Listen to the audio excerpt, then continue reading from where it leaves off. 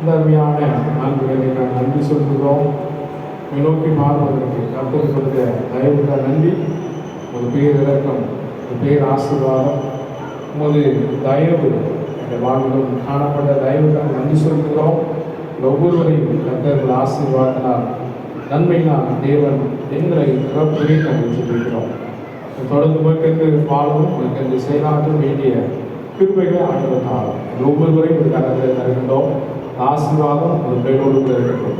காத்து வழிநடத்தும் ஆசீர்வதியும் இயேசுவின் நாமத்தில் ஜெபிக்கின்றோம் பிதாவே. கர்த்தர்களோடு இருப்பாராக. தெய்வீக சமாதானத்தோடு கடவோம்.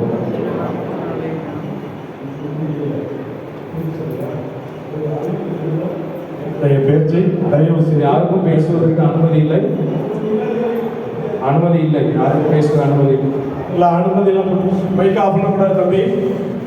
ஒரு 5 நிமிடம் எனக்காக தயவு செய்து அமர்ந்து இந்த ஆலய